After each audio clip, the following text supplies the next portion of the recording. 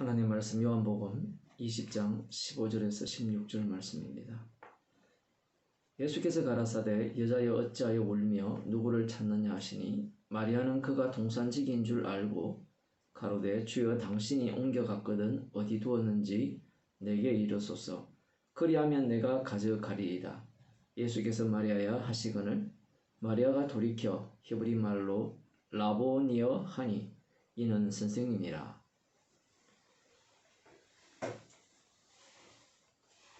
막달라 마리아는 계속해서 예수님을 찾고 있습니다. 그런 중에 지금 예수님께서 나타나셨어요.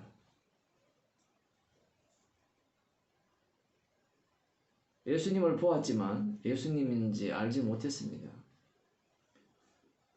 예수님이 막달라 마리아에게 묻습니다. 여자여 어찌하여 울며 누구를 찾느냐? 이렇게 물었지만 막달라 마리아는 그가 동산직인 줄 알고 이렇게 말합니다. 주여 당신이 옮겨갔거든 어디 두었는지 내게 이르소서 그리하면 내가 가져가리이다. 울면서 찾고 있는 대상은 살아계신 예수님이 아니라 시체를 찾고 있죠. 지금 마리아는 정신이 없습니다.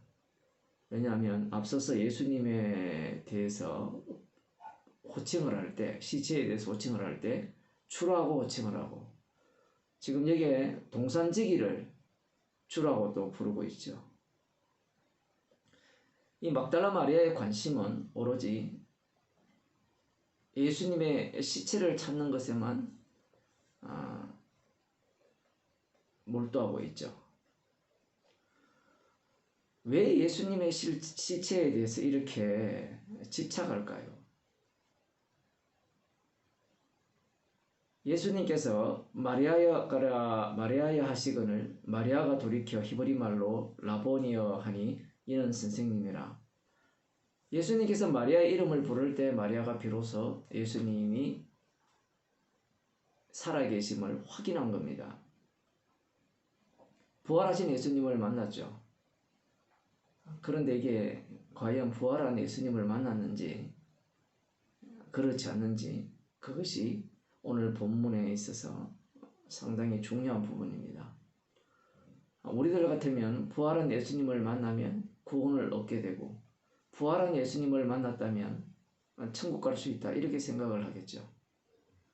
그런데 이 막달라 마리아가 예수님을 만났을 때 이 막달라 마리아가 취한 행동은 예수님을 꽁꽁 묶어서 더 이상 다시는 떠나지 못하게 하려는 그런 마음을 지금 갖고 있습니다.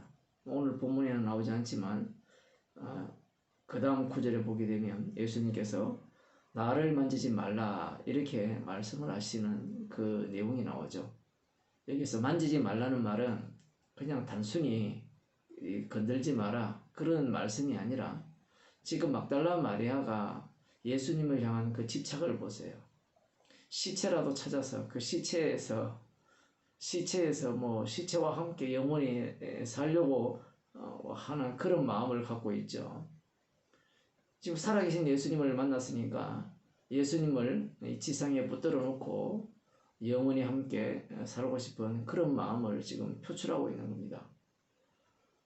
막달라 마리아가 예수님의 말씀을 듣고 심지어 본인도 7 귀신이 나갔죠. 그러한 경험을 했고 또한 마리아와 마르다의 오라버니 나사로를 살린 그런 사건도 다 이렇게 알고 있습니다. 예수님의 말씀을 모르는 게 아니죠.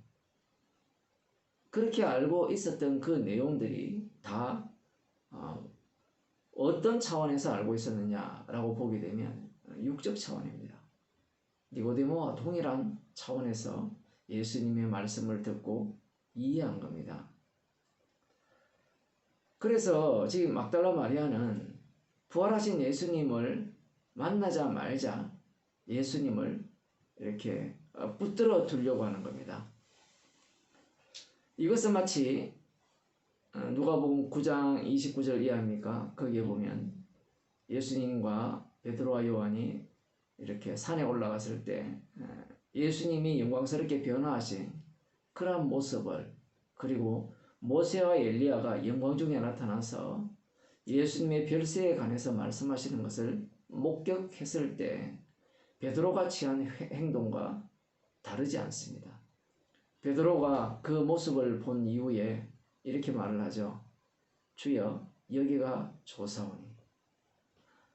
주님, 십자가에 달려 죽으셨고 어쨌든 부활하셨는데 그 부활은 무슨 의미인지도 모르겠고 십자가도 무슨 의미인지도 모르겠는데 지금 제가 사랑하는, 제가 좋아하는 예수님이 내 눈앞에 나타나셨으니까 나와 함께 영원히 삽시다. 주님, 더 이상 나를 슬프게 하지 마세요. 이런 태도를 갖고 있는 막달라 마리아나 이 베드로, 영광스러운 모습을 본 이후에 여기가 좋다고 하면서 초막셋을 지어서 하나는 주를 위하여, 하나는 엘리와 하나는 모세를 위하여 짓겠다 라고 말을 하죠. 물론 자기는 초막이 없어도 돼요. 왜냐하면 이 베드로가 평소에 꿈꾸고 있었던 하나님 나라, 영광스러운 그 나라의 모습이 이런 모습일 거라고 생각한 거예요. 그러니 예수님과 모세와 엘리야가 장차 예수님의 별세에 대해서 말씀하신 것에 대해서는 관심도 없고 알지도 못한 겁니다. 베드로도 마찬가지고 막달라 마리아도 마찬가지고 예수님을 따라다니고 예수님의 말씀을 듣고 심지어 자기 자신이 예수님이 행하시는 그 표적 속에 휘말렸었죠. 휘말렸음에도 불구하고 여전히 육적 안목을 갖고 있습니다. 그러면 왜 육적 안목을 갖고 있느냐? 그 이유는 주님께서 성령을 주시지 않았기 때문에 그래요. 성령을 주지 않으면 인간들은 영적 안목을 가질 수가 없습니다.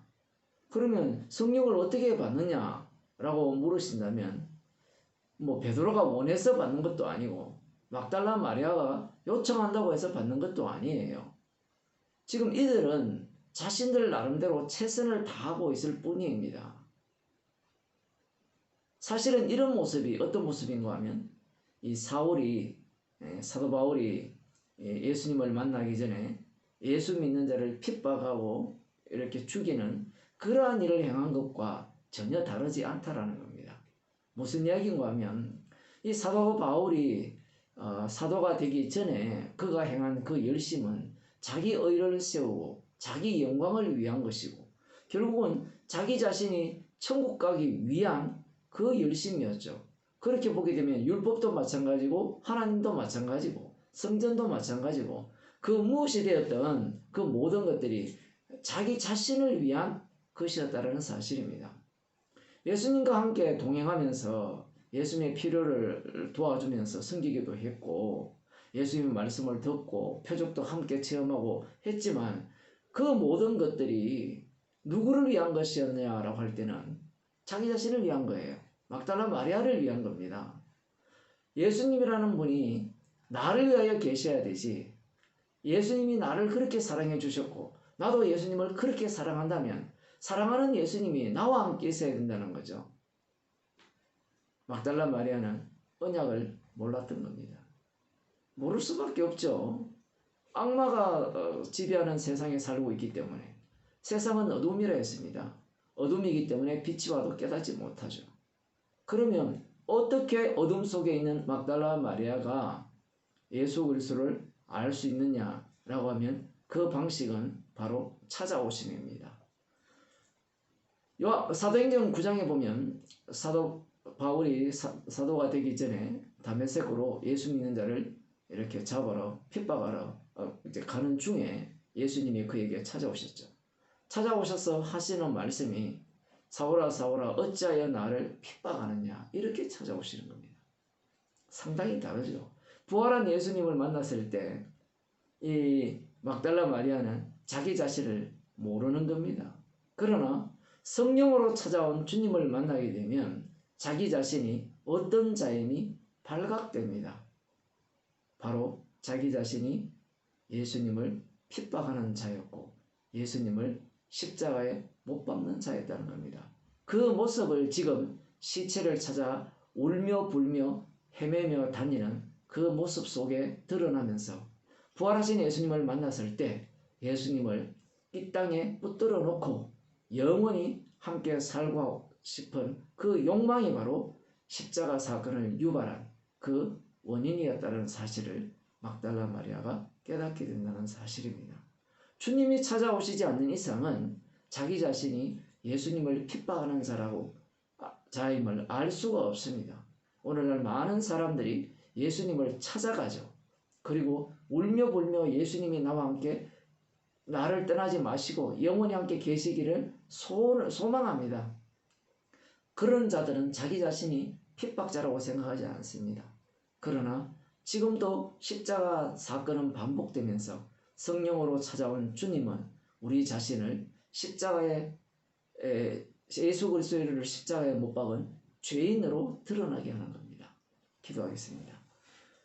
하나님 아버지, 내가 찾고 내가 찾아서 붙들어 놓고자 하는 그 욕망은 나의 행복과 나의 구원과 나의 즐거움을 위한 것임을 우리들에게 주께서 말씀하고 계신 줄 보았습니다. 하나님을 위한 그 열심이 나의 구원을 위한 열심이었다라는 것이 오히려 그것이 예수 그리스도를 핍박하는 것이었고 예수 그리스도를 죽이는 그러한 일이었음을 저희들 성령을 통해서 알게 하심을 감사드립니다. 우리가 이 세상에 살면서 무엇을 붙들어 놓으려고 하고 무엇을 잡으려고 하는지를 날마다 깨우쳐 주셔서 십자가 앞에서 죄인으로 드러나며 십자가 외에는 자랑할 것이 없는 주의 백성이 되게 하여 주옵소서. 예수님 이름으로 기도드리옵나이다. 아멘.